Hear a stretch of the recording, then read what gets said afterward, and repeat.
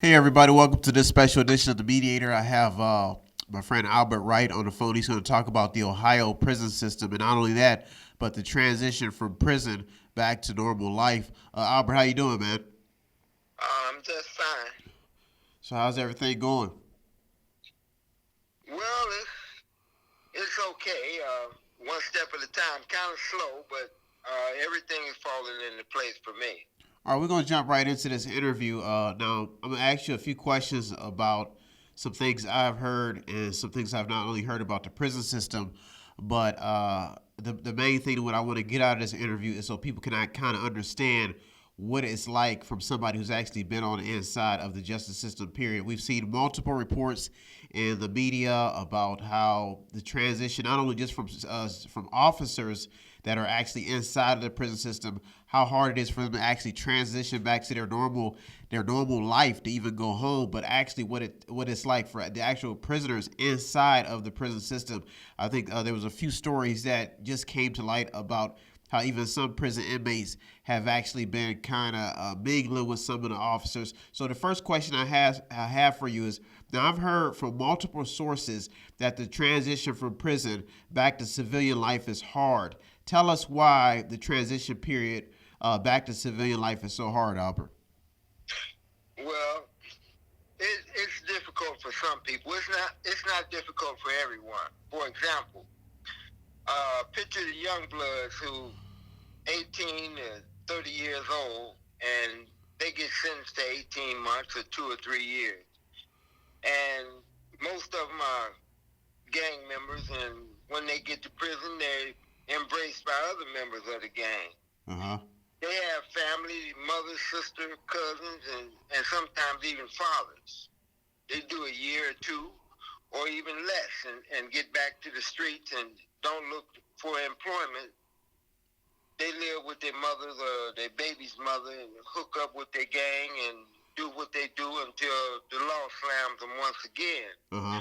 But for someone who has served 20 to 30 or 40 or more years and has missed decades of technical changes in the way that businesses operate and who have no familiar family support, and the transition from being locked up to being let out is a daunting.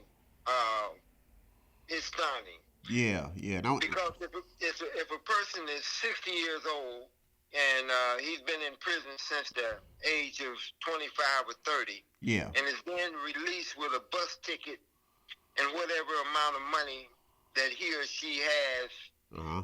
on their prison account, and is then sent into a halfway house where they exist under the threat of being sent back to prison Yeah, if they don't abide by the rules of the facility. Not if they break the law, yeah.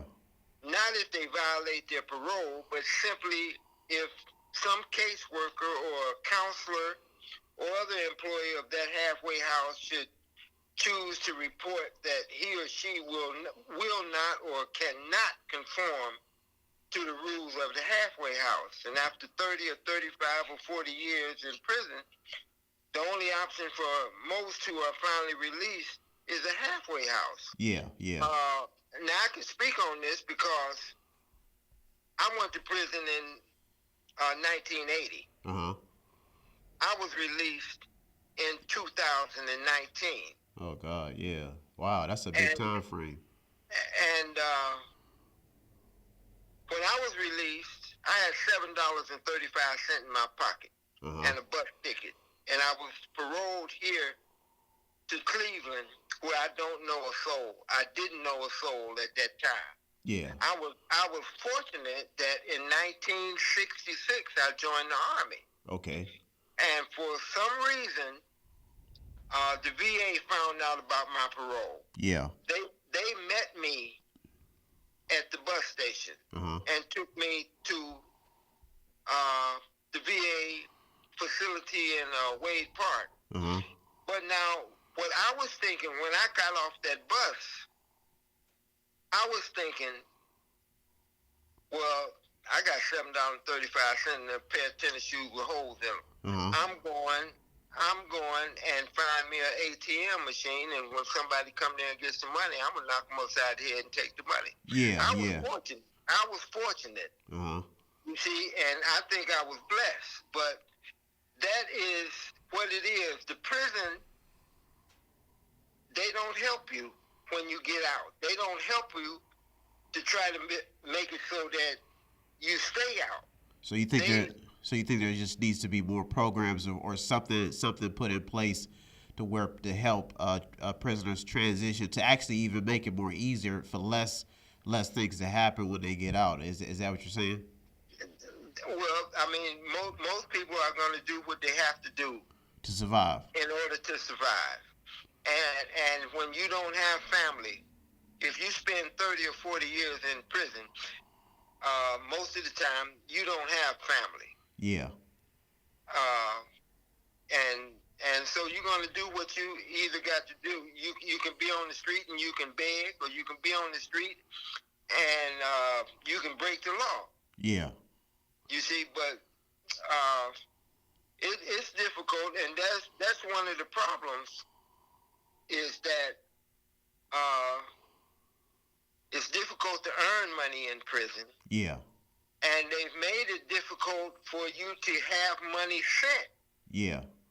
It's difficult to have money sent to prison, because in order for you to get money sent to prison, now here in Ohio, the person who sends you the money has to be on your visiting list, on your approved visiting list. Uh-huh. If they're not on your visiting list, you can't get any money. Well, there are some people who have no visiting list because they have no family. Yeah. So nobody can send them any money, and then they make $12 a month or $17 a month, or if they're lucky, $20 a month. So that explains the transition back to crime, how people end up back into crime, back into selling drugs, and pretty much back into the same cycle that they've been in all the time. That's what I'm trying to say. All right, well, I'm gonna break off from this question. We'll be right back. I'm gonna talk to him more about the forgiveness factor. We'll be right back. I'm gonna take a quick break. I'll be right back with Albert Wright. We're gonna finish this conversation about the prison system. We'll be right back. Don't go anywhere. You're in the media with me, Brian West. Tune in and don't forget to subscribe to Method 8 Inc. YouTube channel. You can also watch free public entertainment. And don't forget to show some support by visiting www.method8inc.com by buying something, clicking something, watching something, or just reading something. You can also sponsor a program as well. That's www.method8inc.com. Buy stuff, watch stuff, or read stuff. All right, we are back, and I am on the phone with Albert Wright, and he is talking about the Ohio prison system, but not just Ohio's prison system, but a lot of things that go on inside of the prison system that people fail to kind of acknowledge and talk about. This next question I'm going to ask Albert is a very popular question, and it's about the forgiveness factor.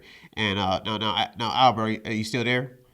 Yes, I am. Okay, now I've also heard from multiple sources that when you get caught committing a crime, the public never actually forgives a prisoner even after they've done their time. Now, do you think that statement is true? And if so, what do you think needs to be done about it? Well, it's definitely true, but that one word, caught, I think that's the wrong word. I think it's when a person is accused of and found guilty of committing a crime. Yeah. Well, that should be the question. Will the public forgive that man or that woman even after the sentence has been served? Well, when applying for employment or a loan or for an apartment for rent, one question that is invariably asked is, have you ever been convicted of a felony? Always that. Have you ever been convicted of a felony? If someone, specifically a black man, is murdered by the police, yeah, and it's obvious that the police killed him for no reason other than that he was a black man, yeah, still, when the news reports that 10 years years ago or 20 years ago, the black man who was murdered by the police, he was arrested for domestic violence or assault or something along that line, as though perhaps because of what he did 10 years ago or 20 years ago, he deserved what he got. And that's the way things go. Is if like right now I'm here, and like I say, things are falling into place for me. Yeah. But I'm doing it on my own. Nobody helped me except for the VA. They helped me. Yeah, the VA has been pretty good. I've worked with them quite a bit myself. But now I got a record. I got a long record. My record, my criminal history goes back to the 1950. I'm not. I chose that life and I paid for it. Yeah. But what I'm saying is, right now, if I walk outside and get hit by a bus, the first thing that's going to be said after it's reported that I got hit by the bus is that I'm an ex-felon. Yeah. That would be the next report. That's going to stick with you from now on. That's going to stick, unless, of course, you're one of them guys that Trump is going to let out of jail before he leaves office. But no, there's no forgiveness because I go to I had cancer a year and a half ago. Yeah. And prostate cancer. And I went to I was sent by the VA to the Cleveland Clinic. Yeah. And they talked to me about the operation.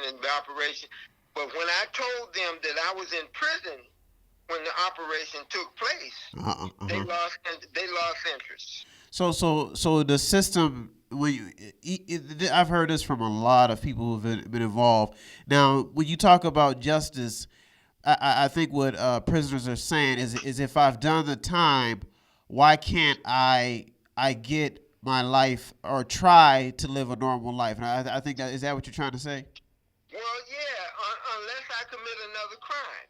As long if the judge gives me 20 years, and in Ohio you have to serve 100%.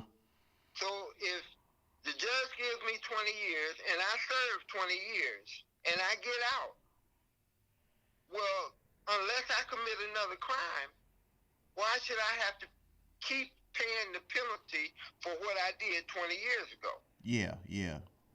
So in all that, just to sum this up, just like the last question, that's how the cycle continues, and that's how people get back into the same situations that they've been in before, is because of the fact that you're saying that the public never actually forgives them or never actually looks into account that they've done their time. I've heard this from a lot of people who've been in prison.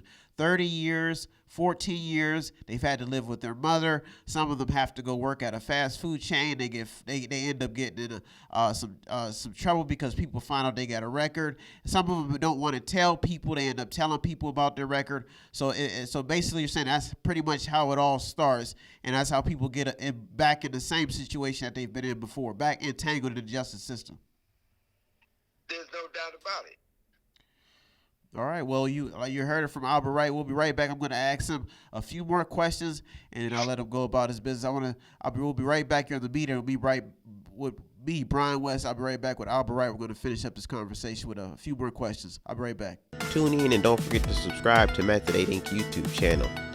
You can also watch free public entertainment. And don't forget to show some support by visiting www.method8inc.com by buying something, clicking something, watching something, or just reading something. You can also sponsor a program as well. That's www.method8inc.com. Buy stuff, watch stuff, or read stuff. All right, welcome back. I'm on the phone with Albert Wright, and he is discussing the prison system in Ohio, and not just Ohio's prison system, but a lot of prison systems. And he's pretty much talking about how the cycle kind of continues and how it stays the same way.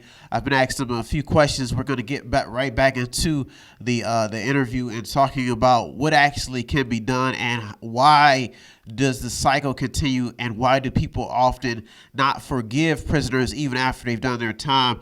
The next question I want to ask you, Albert, is I've gotten a few grievances that there are flaws in Ohio's justice systems, not just Ohio's, but the justice system, period. Now, educate us on some of the experiences by you or any other inmates that have been talked about. I know I talked to you about the one case where you said the judge was supposed to be retired and she ended up sentencing somebody to life. Tell us a little bit about the system in Ohio, the flaws. Well, it's not just Ohio. I did 38 years and 9 months. But that whole sentence wasn't served in Ohio. Okay. It was served. I did 9 years in the federal prison system. I paroled from the federal prison system, and then I was sent to Illinois, where I did 21 years. I was paroled from Illinois' prison system, and then I was sent to Ohio, where I did 9 years. Yeah. So, and that turned out to be 38 years and 9 months. And so I can speak on the federal system, and I can speak on the state system. Okay. And well, prison guards and administrators, when they enter the prison gates, there's an aura of invincible power that permeates throughout their entire being. And they are, in their minds, almighty and can do no wrong. And their fellow workers can do no wrong. And in their eyes, all prisoners are scumbags. And soon, for the prison employee, that aura of invincibility becomes a permanent element ensconced within their character, and he or she carries it outside of the prison gates. Yeah. And in their eyes, anyone who is not a prison guard or official is simply just another scumbag. I and anyone else who has been incarcerated in any prison in America has had that experience while serving time. When it comes to being treated as though you, your rights, and even your life has no value. Yeah.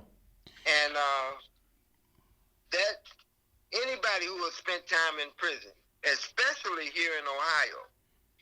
Now, prisoners do have rights, and I think that's the point you're trying to make, correct?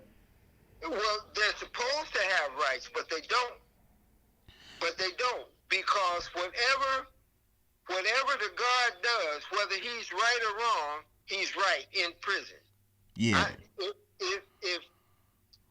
There's no oversight. If they destroy a man's property for no reason, that man has no recourse. If they destroy that man for no reason, his family has no recourse, because what they say in prison, and all of the prison guards, they have a wall just like the police on the street have the blue wall, where they have a wall too, and they're going to protect one another. And there's no oversight. Nobody watching nobody to monitor to make sure that things kind of run smoothly. Well, because nobody believes the prisoner. Nobody believes the prisoner. I wrote, I've got manuscripts now, and 2 in particular, about all of the things that I experienced, that I saw, that I learned while I was in prison for 38 years. I've got 2 manuscripts, and I'm hoping to get them published. Yeah, it takes a little time. It takes a little time, but it'll happen. But I'm telling the story. I'm telling the story of everything that I saw, all the way from 1980 until I got out of prison. Now, the one thing I wanted to talk about is the fact that the crime. I've read a few books. I've actually indulged in some actual criminal justice books where they talk about the mind of somebody who commits a crime. Now, this is where it kind of gets, I think there's point of views you can look at it. Some people have a hard time looking at it from the prisoner's point of view. Now, what I found out in all this research is that some people get put in some situations to where their actions and their response may be different from other people's, and this is how they end up entangled in the web. Now, it's not, what I've learned is that there's not actually something wrong with the person. It's just that the fact that they may respond differently than anybody else. And in some situations, I've even dibbled and dabbled to where they say some people have a different conscience level than other people. Now, explain that a little bit on how the prisoner ends up in a situation and he ends up incarcerated, and why the prisoner has rights, which some people fail to understand. Tell us a little bit about that, Albert. Well, it's the thing. If I'm driving a car, I got a car. If I'm driving my car and the officer stops me for whatever reason, but say I didn't stop long enough at a stop sign. Yeah. And the officer stops me, and he says, "Well, you didn't stop for the stop sign." And I tell him, "Well, yes, I did." And he said, "Well, give me your ID card, your driver's license." And he takes my driver's license and he checks it, and he sees that he runs a check on me. He sees that I'm on parole. I was in prison. Yeah. And because I got smart with him, because I didn't agree with him, now he said, "Well, I want to search your car." You can't search my car. What, you got something to hide? No, I ain't got something to hide, but you can't search my car. But he's going to call backup. There's going to be 2 other cop cars that come. I'm going to get handcuffed. And if I give any resistance, I'm going to get whooped up. And I'm probably going to go to jail because I'm on parole. Not because I did anything, but because I'm on parole, and I didn't talk to this guy the way that he thought that I should talk to him. Yeah. And I wind up in the county jail, and whatever they put on the police report, that's what happened. God. So, and when you're talking about all this, you're talking about a system that has been. Now it's different. I read a book about a kid who got entangled in the prison system because his father was abusing his mother. So he ended up killing his father, and he ended up entangled in a web of the justice system where he ended up getting into some officers. So I guess the question is how does the system, how can the system be changed? That's the number one question on everybody's mind, especially now that we're on the forefront of police being exposed, prisoners being exposed, everything that is actually happening at the scene of the crime being shown to the world. How do you think now things could be better for the future, or how do you think this, if there is a change, how do you think it can occur, Albert? Well, I don't think there can be a change because of the human element and the racial disparity in people. Yeah. Because it's just like when there's a lot of murders, but the obvious one is when the guy put his knee on that guy's neck up there. George Floyd. Yeah. Well, now when he did that, and then what they said, it was on camera. Everybody saw it. Uh-huh. But what the justice system said, we have to investigate. Yeah. What is there to investigate? Okay. Everybody saw it. And now that particular police officer, other people, he had $1 million bond. A group of people raised that money so he could get out on bond. Wow. And see, and then the thing about it is, whenever anything, like the cop down in Atlanta when he shot the guy in the back and then threw the taser next to the guy, and it just so happened a guy took the picture, took a film of that.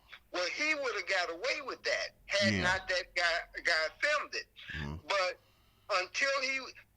it will always have to be an investigation. But if the tables were turned and say somebody like me, and I was accused of a crime, I'm going to jail while the investigation happens. I'm not going to get 30 days leave with pay while they investigate. I'm not going to get administrative duty while they investigate the crime that you saw on the film.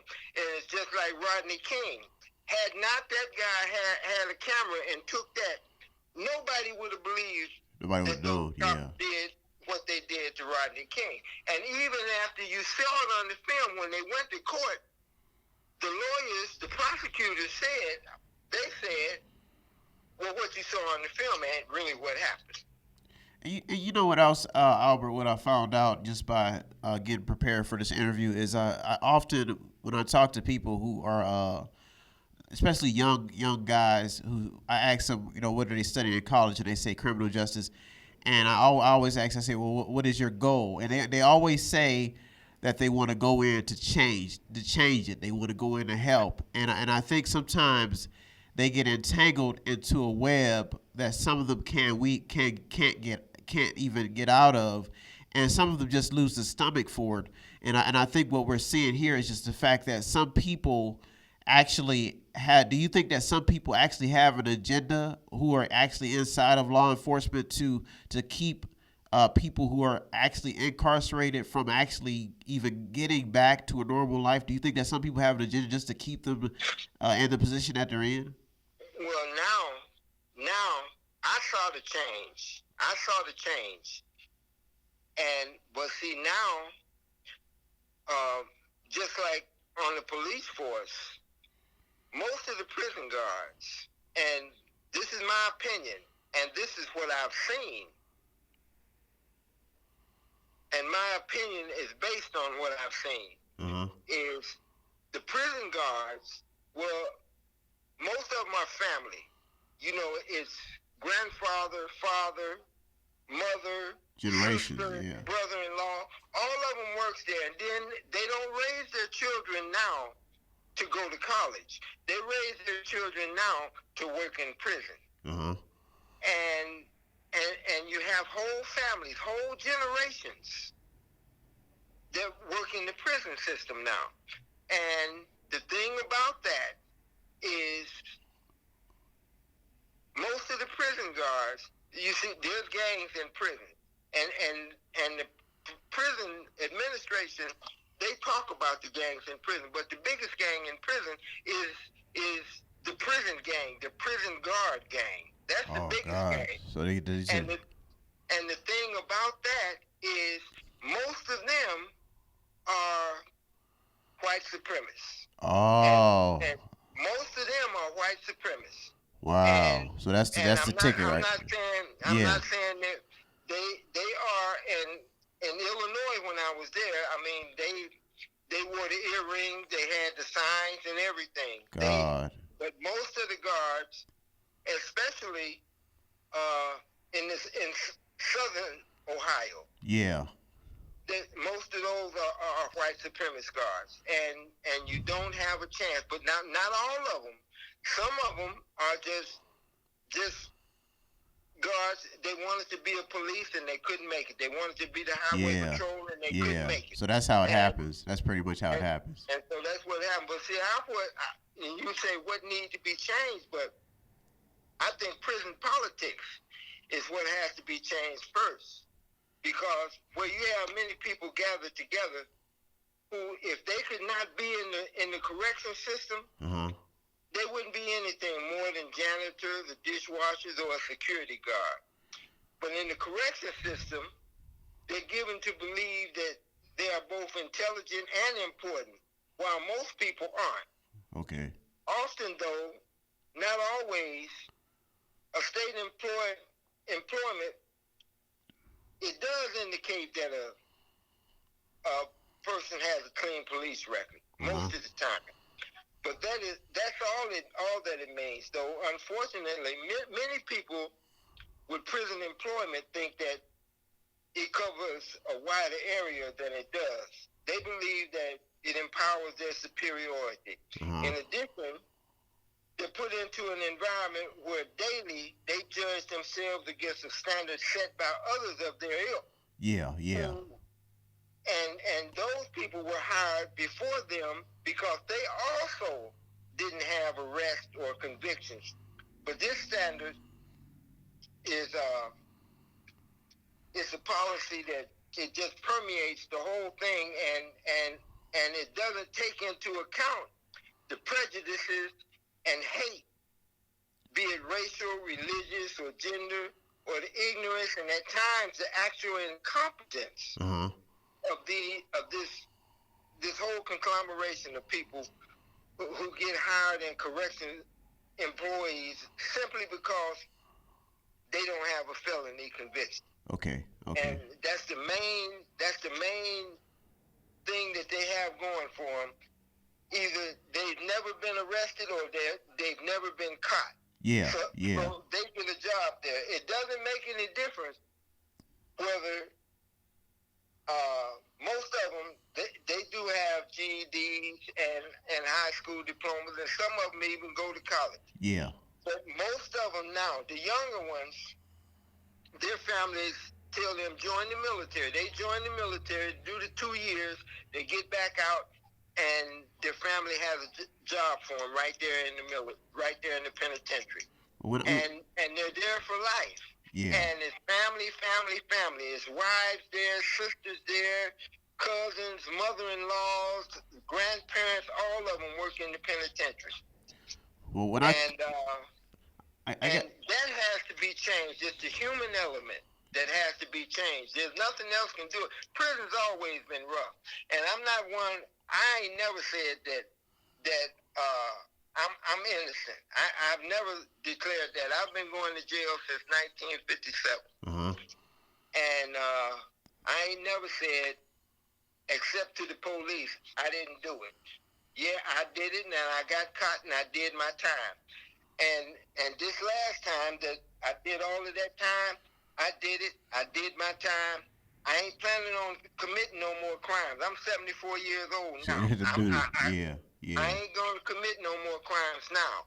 But I still have that stigma of a felon. Yeah.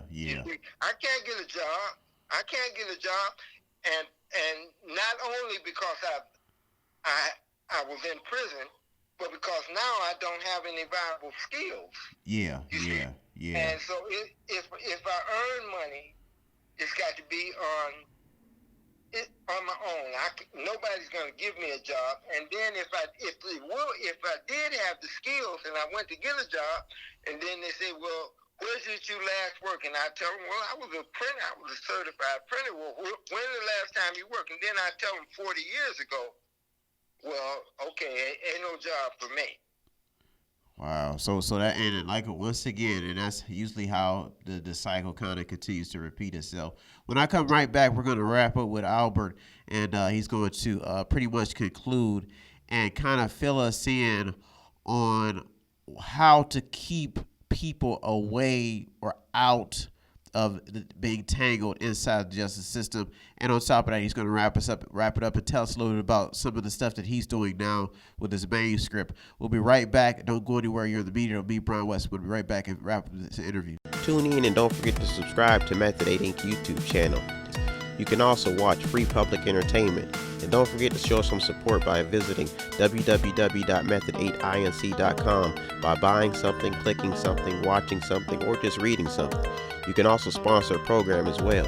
That's www.method8inc.com. Buy stuff, watch stuff, or read stuff.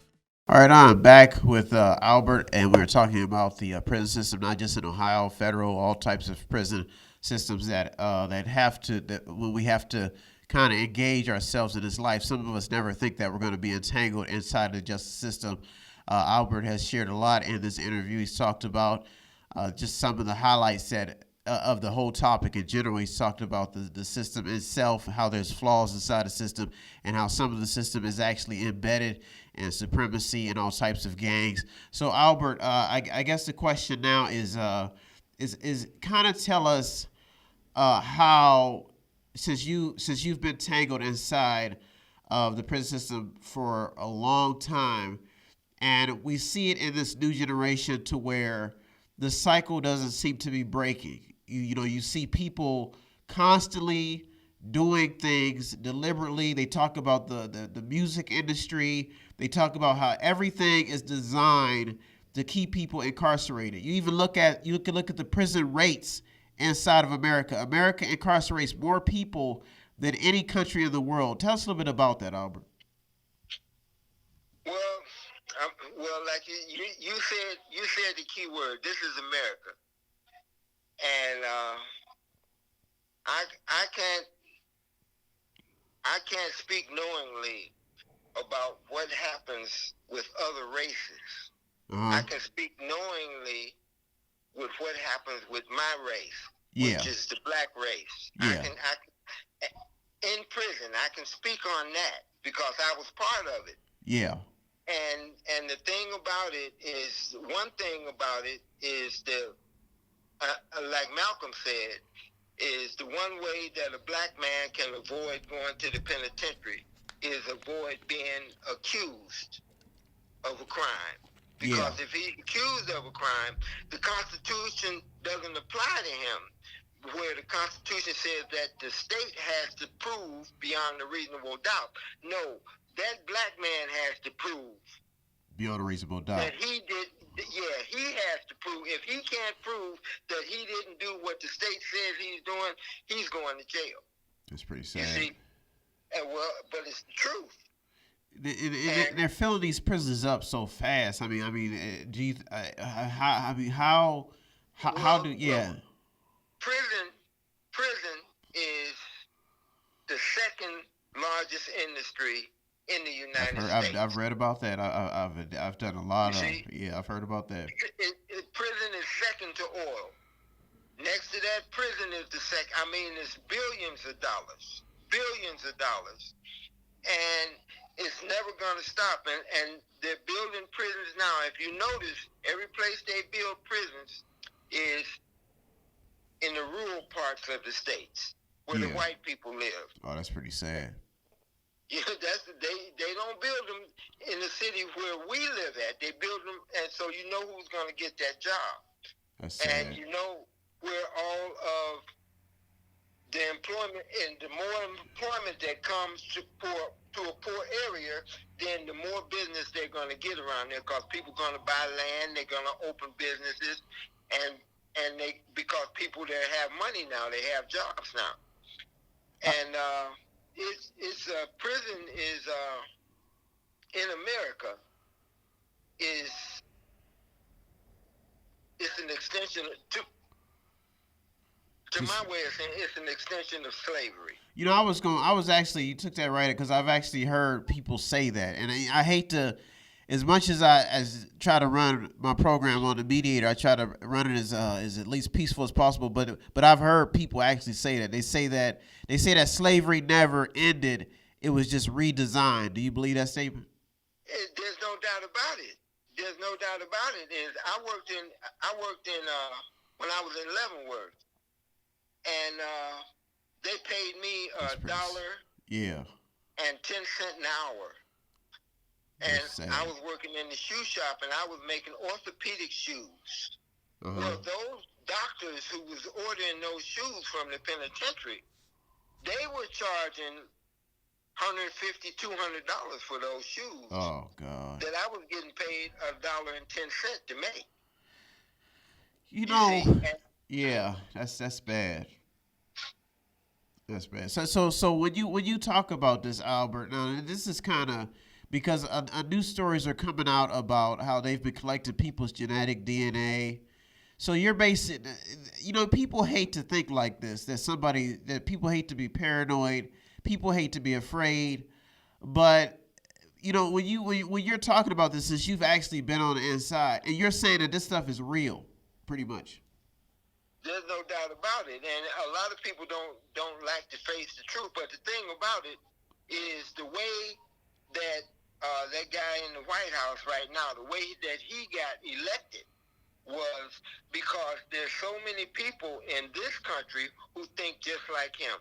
Oh, wow! Yeah. And the reason why he got the second most votes of elections in this country is because there's so many people in this country who think just like him. So now, when you talk about the right and left and the political structure, even when you talk now, if you do your research, you'll find that African Americans were heavily involved in the Republican Party when it was founded, and on top of that, the Abraham Lincoln actually was the president responsible for abolishing slavery. You look at the Democratic Party; they were actually responsible. Did you ever read what Lincoln said? He said that if he could have had peace without freeing the slaves, that's what he would have did. Wow. Now look at this. So now they're talking about this. I've heard in multiple interviews they're talking about this just us stuff, this just us attitude when this nation was founded. So even when you talk about the Democratic Party and how they've kind of integrated with so many different nationalities. Now, you look at the Democrat Party back then, where they had Jim Crow laws, segregation. So I guess what boils down this interview is what you're saying is that the reality is that the system was never designed for a certain segment of people. Is that basically what you're saying, Albert? It wasn't designed for black people. Because at that time, we weren't people. We weren't considered people at that time. That's a fact. You see? So when they said all men are created equal, that didn't apply to the slaves.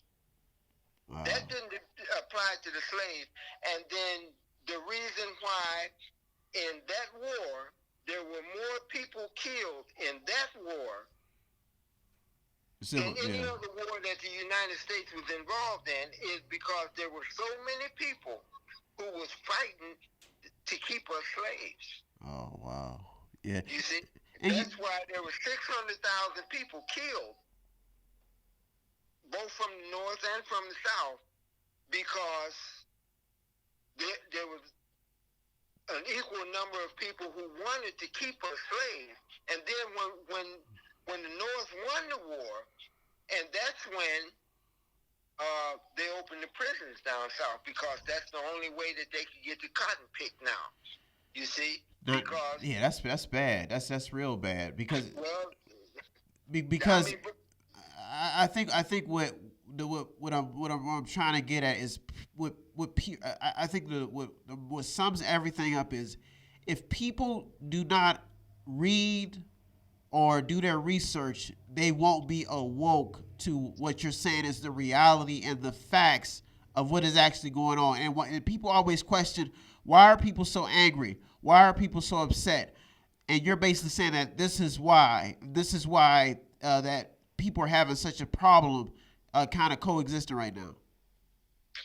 Well, they're having problems coexisting, I believe, is because you have one group of people who think, who believe, and who are taught that they are better than another group of people, that they have more rights than another group of people. Like all of these white women who are calling the police on people who aren't doing anything except minding their own business. And they call them Karens now. There's a lot of people actually. This is actually it's being brought to the forefront right now. But this is when you bring up the subject, a lot of people kind of stray away from it because they don't want to be involved and they don't want to get. It's almost like people searching for some type of what you call justice or some type of help or assistance. I've done my research on a lot of these topics, and everybody who I've talked to who have been involved in the prison system always say that if I would have known what I know now, then it would have never been this way. Would you say that's a fair statement? Well, yeah, that is the truth. If the truth was known about what goes on inside the prison system and the police force, if the truth was known, then that stuff would have to stop. Now, sometime it does get out. In Attica, when they did what they did in Attica, that changed that prison system. What they did in Lucasville, that changed this prison system. Only what happened was it gave the guards more power in this system, in Ohio system. The guards in the prison system in Ohio, because of what happened in Lucasville, and it's like they say in Israel about what Hitler did to the Jewish people over there, and the Jewish people say that'll never happen again. Well, here in Ohio, that's what they say in the prison system. The prison system says what happened in Lucasville, it'll never happen again, and they make sure of that because everything that they have is for the suppression of the rights of the prisoners. Now, would you like to conclude with anything before we conclude this interview, Albert? Well, I would like to conclude that everything that you've asked me about, I've written about. And I have 7 or 8 manuscripts I like for people to read. And the only thing about it is I don't have the knowledge or the means of getting them published. And I wish that I could find somebody who could. I wish I could find somebody who would publish my books. There's free. I do a lot of freelancing myself. I do a lot of I mean, I own a business, so I can't say I'm a freelancer, but I do a lot of that services here. I'll do the best I can to kind of assist you with what resources I have. They always say in capitalism that's the biggest problem is that a lot of people don't have access to capital, and that's actually a problem that I actually seen. Doing this research as well is that the fact that people who don't have access to money, and this is what people are pushing for right now, is that you're talking about. I think Martin Luther King said this, that when African Americans were actually freed, they were left with just the bootstraps. There were no capital, there were no reinvestments, and so the whole purpose of this interview was to give you a chance to actually educate the public. I never do these interviews to actually get people riled up and say, hey, we need to start burning stuff down. No, these are things that are happening. These are real issues that need to be addressed peacefully in a peaceful manner. And Albert has something to offer, which is knowledge and a preventive method to stop the next generation. And so if there are major publishers out there, I just do independent publishing. I do it from the author's point of view, but if there is a major publisher out there, you're basically saying find Albert or talk to Brian or call Method 8 so we can get in contact. And just like anybody else out there who have knowledge, that's what the media is for. And I thank you, Albert, for doing this interview and for giving me your time to educate the next generation, because a lot of people fail. They're very ignorant about this issue. Like you said, they don't understand what's happening. They don't understand what's going on. And I think the biggest thing is they're not awoke to the reality of what actually happens inside once you get inside there, and you cannot get a second chance. So like you said, Albert, you're working on some things, and on top of that, you're trying to tell your story. So if people are trying to get in contact with you, do you have a Facebook account, or if any publisher like myself or anybody who's involved in the intellectual property aspect, is there any kind of way people can get in contact with you? Oh, well, I've got an email address, and I am on Facebook. Okay, and they just have to look for Albert Wright? That's it. Okay, so I'll probably post this interview, and the goal, like I said, the goal of this interview was just to get people to understand a different perspective, a different angle, and it gets rough out here because people fail to listen, and when they do start listening, it may be too late. And like I said, Albert, I thank you for your time, but if you want to get in contact with Albert, get in contact with him on Facebook. I'll probably have his information here. I'll do the best I can to assist you, along the process, getting it transferred to a digital format, because that's mainly what publishers will be looking for, and that's always a transition. So thank you. Is there any last comments you'd like to make, Albert, before we close? The only comment I got to say to you, Brother West, is thank you. Oh, no problem, no problem. Like if there's anybody out there that's going through or doing the same thing, please let us know. The Mediator, I do this show every Sunday. It comes on TV and do the top 8 news programs. But these segments here are designed for listen and learn, and it's basically to get the concept out that there is everybody has a story to tell, everybody has something to talk about. And sometimes as people, we can't always dibble and dabble in the goal of actually trying to get wealthy or empowered. But sometimes all we have to do is listen and actually sit down, talk to people, get their side of the story, take it from there. Thank you so much, Albert, for this interview. Enjoy your weekend, and have a good holiday. I appreciate it. Oh, no problem. Have a good evening. I appreciate it, Brother West. All right, no problem. Thank you. You're welcome. Well, I'm out of here. Have a good week, everybody. Thank you for the Mediator this week with me, Brian West. Peace. Have no fear, fellow citizens. The Mediator is